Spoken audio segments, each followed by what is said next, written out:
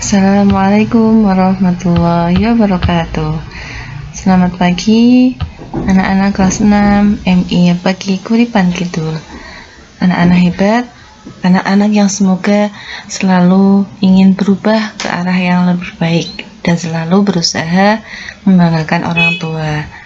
Untuk hari ini, sebelum kita memulai pelajaran, anak-anak sudah siap di rumah, sudah mempersiapkan diri, tentunya sudah mandi pagi, sarapan, sholat duha, dan tadarus nih. Untuk kemudian sudah menyiapkan buku dan sudah siap menyimak untuk materi hari ini. Oke, untuk materi hari ini adalah kita tentang di tema 3, subtema 1, pembelajaran 4 dan 5. Masih lanjutan dari kemarin. Apa sih yang akan kita pelajari di pembelajaran 4? Oke, sebelumnya, tahukah kamu siapa penemu bola lampu pijar? Bagaimana ia menemukannya? Sikap apa yang harus kita contoh darinya? Ya, yang menemukan lampu atau bola lampu pijar adalah Thomas Alva Edison. Bu Guru punya sebuah cerita yang berjudul Thomas Alva Edison, sang penemu bola lampu pijar. Pernahkah terbayang olehmu hidup tanpa penerangan? Setelah matahari terbenam, tentu akan sulit melakukan kegiatan di luar rumah karena lingkungan yang gelap gulita. Kegiatan di dalam rumah mungkin juga terbatas. Kita patut mensyukuri salah satu penemuan besar yang mengubah dunia. Penemu bola lampu pijar oleh Thomas Alva Edison. Setelah kemarin kita sudah mengetahui yang menemukan listrik itu adalah Michael Faraday, hari ini kita tahu yang menemukan lampu adalah Thomas Alva Edison. Thomas Alva Edison lahir di Milan, Ohio pada tanggal 11 Februari 1847. Ia tidak pernah menyelesaikan pendidikan resmi di sekolah. Ia hanya sempat bersekolah selama 3 bulan. Edison diajar oleh ibunya di rumah. Walaupun tidak mengikuti pendidikan formal, terlihat bahwa Edison memiliki rasa ingin tahu yang sangat tinggi. Di usia 11 tahun, Edison sudah membuat telegraf sederhana. Di usia 12 tahun, ia memanfaatkan waktu luangnya untuk membaca literatur dan melakukan berbagai percobaan. Pada tahun 1861, ia dapat mencetak koran terbitannya Weekly Herald yang laris terjual. Ia melihat dunia butuh penerangan. Ia menghabiskan waktu selama 2 tahun serta dana yang cukup besar untuk mengembangkan penemuan. Melalui kerja kerasnya, pada tanggal 21 Oktober 1879 lahir lampu pijar listrik pertama yang dapat menyala selama 40 jam. Kegigihan Thomas Alva Edison memberikan hal baru bagi dunia. Rasa ingin tahunya yang tinggi dan sikap pantang menyerahnya mampu mengubah dunia menjadi lebih baik. Di sini ada 4 paragraf. Paragraf pertama yang pernahkah, paragraf kedua yang Thomas Alva Edison lahir, paragraf ketiga ia melihat dunia butuh penerangan, dan paragraf keempat kegigihan Thomas Alva Edison. Oke, kemarin anak-anak sudah menulis tentang teks eksplanasi ilmiah. Kita coba mencari tahu. Sebelum kita mencari tahu, ini adalah gambar dari Thomas Alva Edison, sang penemu bola lampu pijar. Oke, kemarin kalian sudah memahami atau sudah menulis tentang teks eksplanasi, di mana teks eksplanasi itu adalah teks yang menerangkan tentang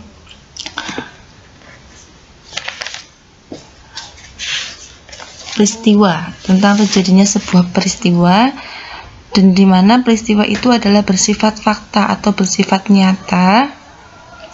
Dan ada juga disebutkan di yang kalian tulis kemarin bahwa dalam sebuah teks eksplanasi itu ada 3 bagian. Yang pertama itu adalah pernyataan umum atau topik, yang kedua adalah deretan penjelas atau eksplanasi, yang ketiga adalah kesimpulan atau interpretasi. Oke, paragraf pertama tadi adalah tentang topik masalah. Tadi kan guru bilang ada 4 paragraf. Paragraf pertama itu adalah tentang topik masalah, berarti bagian pertama dari sebuah teks eksplanasi. Ada sebuah pertanyaan untuk menentukan topik masalahnya. Di sini apa yang dibahas pada teks di atas? Yang dibahas adalah latar belakang penemuan bola lampu pijar. Berarti topik masalahnya atau pernyataan umumnya adalah latar belakang penemuan bola lampu pijar.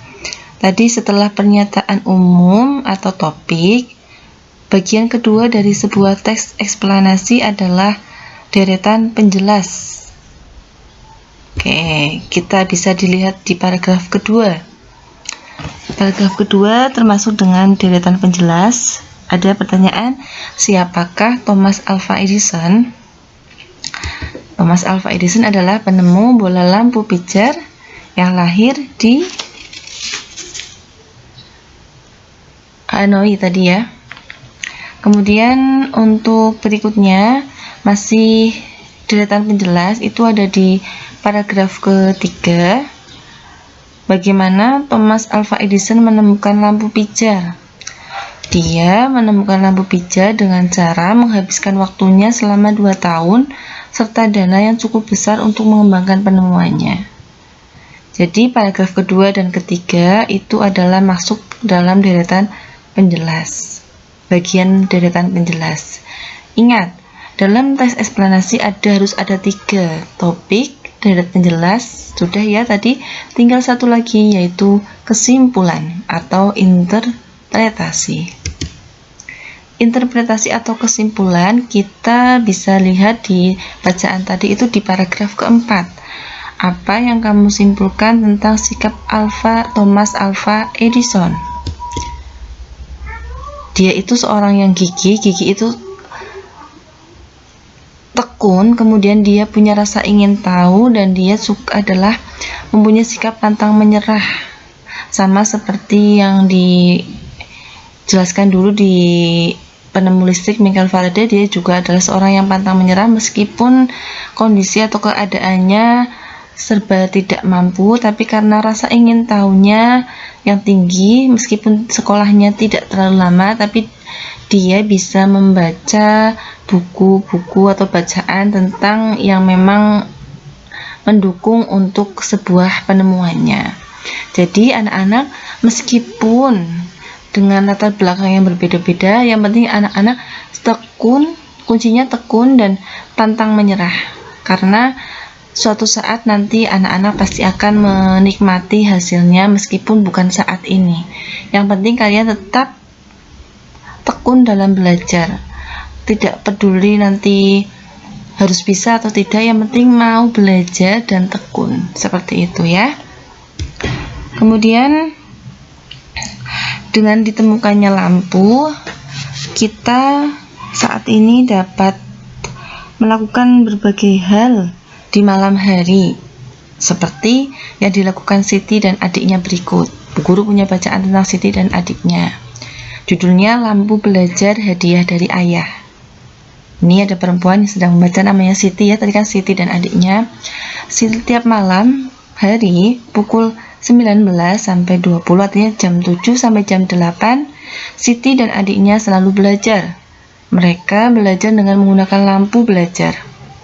Lampu belajar itu adalah hadiah dari ayah 6 bulan yang lalu.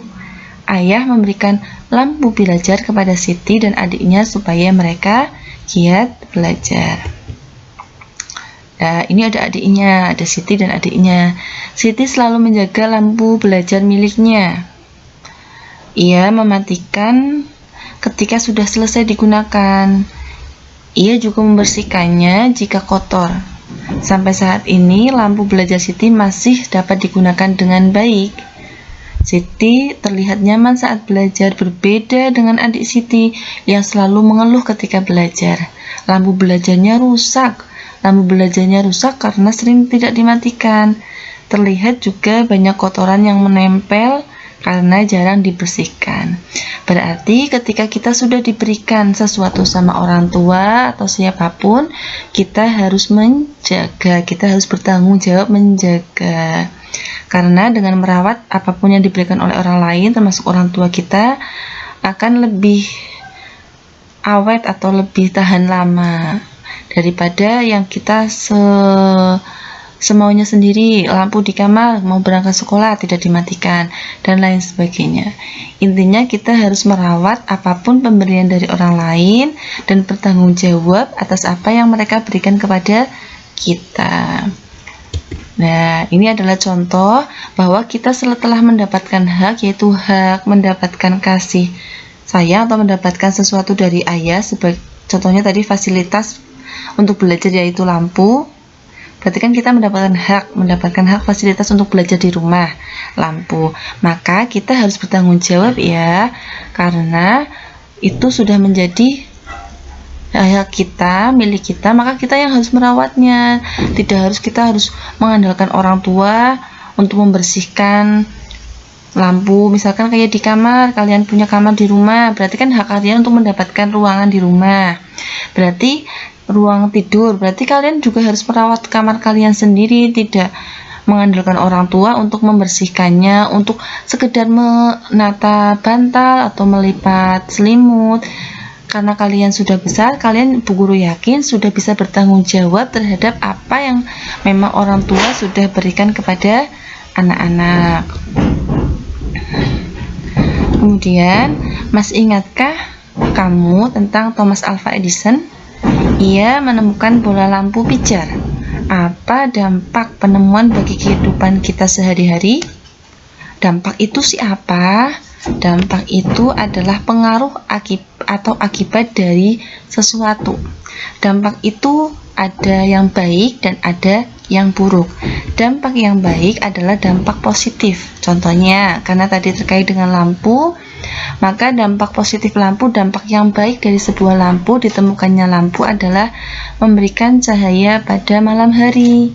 Ketika kalian sedang belajar, sedang di dalam ruangan, ketika siang hari kita tidak menggunakan lampu karena malam hari tidak ada cahaya matahari, maka akibat dari lampu ketika malam hari memberikan akibat yang baik atau pengaruh yang baik, yaitu memberikan cahaya pada malam hari. Selain memberikan cahaya, juga bisa pengaruhnya adalah menerangi jalan ketika malam hari, dan masih banyak lagi dampak yang baik atau dampak positif dari ditemukannya lampu.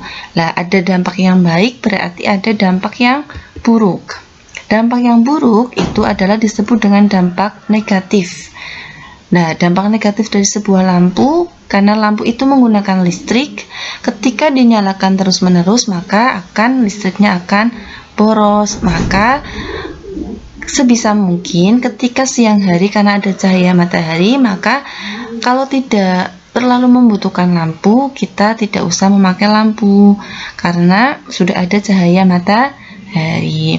Setelah kalian mengerti dampak itu adalah tadi pengaruh atau akibat, coba lihat di sini ada gambar televisi ya. Ya, tahukah kalian siapa yang menciptakan gambar di bawah? Gambar di bawah adalah gambar televisi. Televisi adalah termasuk benda yang menggunakan energi listrik.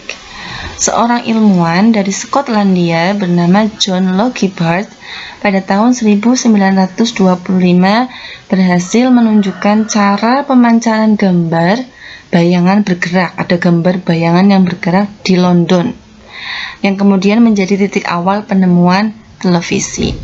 Oke, tugas kalian di rumah, diskusikan dengan orang tuamu tentang dampak positif dan dampak negatif dari televisi. Salinlah jawabanmu di buku tulis. Ingat, diskusi dengan orang tua. Kalau kalian merasa belum mampu berdiskusi, tidak meminta jawaban kepada orang tua, berdiskusi. Bisa dipahami ya? Semoga bisa dilaksanakan dan ilmu kita bertambah untuk hari ini. Meskipun sedikit tidak masalah karena kita sedang berada pada tahap yang memang belajar sedikit-sedikit, tidak langsung harus banyak. Yang penting kalian sudah mau berusaha, tidak pantang menyerah. Maksudnya pantang menyerah, mempunyai sikap pantang menyerah dalam mempelajari sesuatu. Oke, ingat tugas kalian di rumah adalah diskusikan dengan orang tuamu tentang dampak positif dan negatif dari televisi. Salinlah jawabanmu di buku tulis.